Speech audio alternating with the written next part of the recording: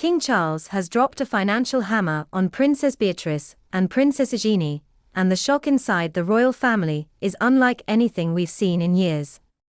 According to explosive revelations from Robert Jobson's new book The Windsor Legacy, the king has officially cut off his niece's financial allowances and ended the deeply discounted housing deals that allowed them to live in royal palaces for a fraction of their real value.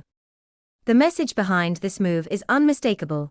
The era of extended family members living off the crown is over. Jobson's reporting reveals that Charles has launched a sweeping internal restructuring of the monarchy, one that demands financial independence from any relative who doesn't actively serve as a working royal. Beatrice and Eugenie, long allowed to enjoy the perks of royal life without performing public duties, have now been told to support themselves fully. Their prestigious residences, Beatrice's apartment in St. James's Palace and Eugenie's cottage in Kensington Palace, are no longer protected luxuries. If they want to stay, they'll need to pay full market rent, which could easily reach tens of thousands of pounds per month. Otherwise, these historic homes will be leased to wealthy outsiders to generate income. Sources describe the king's frustration with relatives treating royal residences like personal pit stops, dropping in and out without responsibility or contribution. One insider quoted Charles bluntly, "The king isn't running a housing association for distant relatives." It's a harsh line, but it encapsulates how fed up he is with what he sees as a culture of entitlement. And if he was willing to evict Harry and Meghan from Frogmore Cottage, his nieces were never going to get special protection, especially with the shadow of their father, Prince Andrew, hanging over everything. The Andrew scandal is impossible to separate from this decision. Andrew's fall from grace, his Epstein association, and Sarah Ferguson's own entanglements have turned the entire York family into a public relations burden. Cutting off Beatrice and Eugenie is as much a strategic distancing as it is a financial decision. The king is drawing a line between the institution and the extended family drama that threatens to damage the monarchy's reputation. Inside the palace, staff cuts and cost-saving measures have already begun. Charles is slashing unnecessary layers of management, tightening financial oversight, and redirecting funds toward the staff who actually keep the monarchy functioning. To pay better wages and offer proper benefits, he's determined to stop spending on family members who don't work for the institution.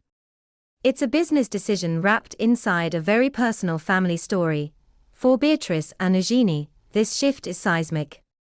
Both have careers, Beatrice in the tech world and Eugenie in the art industry, and both married financially successful men. But maintaining a royal-level lifestyle in central London is extremely expensive. The subsidized housing they enjoyed wasn't just convenient, it allowed them to maintain the social position expected of princesses. Losing that support will force them to rethink everything, from where they live to how they balance their public identities with their private lives. The change also signals a painful demotion. They are no longer treated as institutional royals, just relatives with titles. The timing couldn't be worse for them. Their parents' scandals have already strained their emotional stability and public image. Their relationship with Sarah Ferguson has reportedly deteriorated, and the constant scrutiny of Andrew's disgrace has taken a toll. Now, the king's financial cutoff adds yet another layer of pressure and humiliation. Public reaction is divided. Supporters of Charles argue that his modernizing the monarchy and refusing to waste taxpayer or estate funds on royals who don't contribute. They see this as a long overdue cleanup. Critics, however, view it as unnecessarily ruthless. Beatrice and Eugenie have never behaved improperly, never courted scandal, and maintained good relationships within the family. To them, the princesses are being punished for their father's sins, but this decision isn't just about Beatrice and Eugenie. It's a warning shot to every extended royal who has relied on quiet perks and invisible subsidies. Charles is creating a strict two-tier system. You're either a working royal or you're financially independent, with no in-between. The warm, sprawling family dynamic Queen Elizabeth favored is being replaced by a leaner, more business-minded monarchy, where emotional ties matter less than optics and efficiency. Whether Charles will enforce this mandate fully remains to be seen. Will he actually evict his nieces if they cannot afford market rent?